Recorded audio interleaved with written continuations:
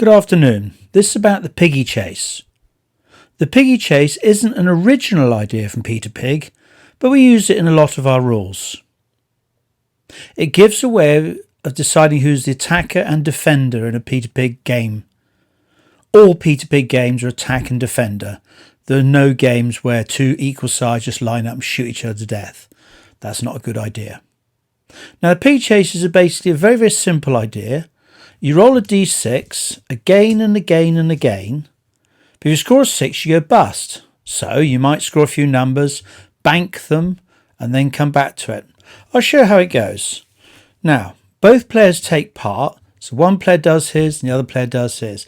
Let's have two players, call it purple and yellow. There's a yellow player and there's a purple player. Now, usually Piggy chase go to some fairly low number, let's say 36. So 36 is what the aim is. First one to get to 36 can choose where to defend or attack, but also the gap makes a difference as well. So if one player's at 36, the other player's only climbed to 10, that's going to be a bigger attack than if it's 36 and the other player's climbed to 25. So gap makes a difference. Let's begin. Yellow player rolls a 5 to see who starts. Oh, by the way, piggies are on the 6s. There we go. Both roll a 5. They're going to roll again. Roll a 5 for the yellow, and the purple rolls a 4. The yellow player starts. Now, the yellow player is going to roll dice again and again and again and try and bank them. So, he rolls a 3. He's going to keep the 3. He rolls another dice. He's now a total of 5. Another one, 6. He's gone bust. Everything's lost. It's the purple player's turn. He rolls a 1. There we go.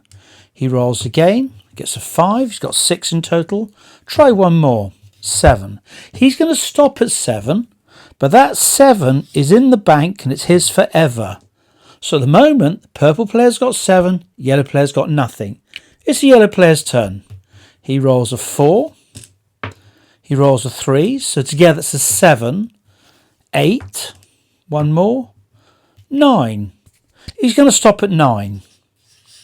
There's no point going too fast and losing everything you've got. The 6 makes you go bust. Back to purple player. 7. Now that's a 6. He's gone bust, so his turn has ended. Yellow player. He's a 9. Now when we roll that, that's not a 5. That's 14. 17. 21. 24. He's got 24. Now the other chap's in a bit of trouble. He's only got 7. Purple player. 7. 12. 15. He's going to stop at 16 because he doesn't get left too far behind. The reason he stopped at 16 is because if the 24 yellow player gets all the way to 36, he'll be so far behind, he'll be greatly disadvantaged. So 16 in the bank, yellow's got 24. Looking good for yellow. Now, we're going to roll that. That's not a 4, that's 28. Oh, he's gone bust, back to 24. Now, the purple player might make a bit of a rush on it now. So, 16, 18, 19, 21. He's going to stop at 21 just to try and narrow the gap. Yellow player's 24, 28, 29, 31. At 31, might as well rush to 36. 31, 32, 35, 36. Now, 36 or more, the piggy chase is finished. The yellow player can be attacker or defender. He might say, I want to attack. That's his choice. Now, the purple player's at 21, which isn't that far behind. In this scenario in a Peter Pig rules set, he'd be defending, but not by a huge difference.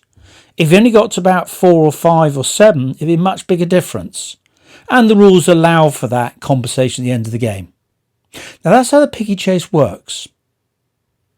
One thing to add, though, is that we can often make little nuances or slight changes. For example, in Conquerors and Kings, which uses a Piggy chase, there's +2 for each cavalry unit bigger than the enemy.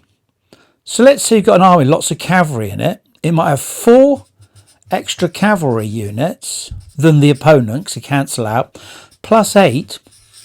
So Piggy Chase starts on 8.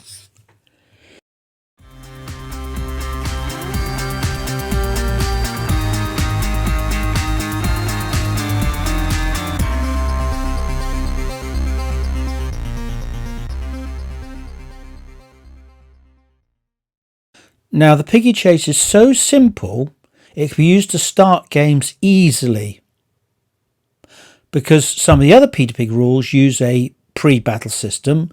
We found this one to be the easiest one, that most people understand it and they see how it works. There are limited tactics. It's not that tactical, but limited tactics. The advice I give is, once you got a few points, bank them. When you get to about, say, 8 or so, bank them, so you don't want the other chap rushing all the way. Also, it's never a good idea to rush all the way from 0 to 36, because you're bound to get a 6 along the way. You might not, but it's a big gamble.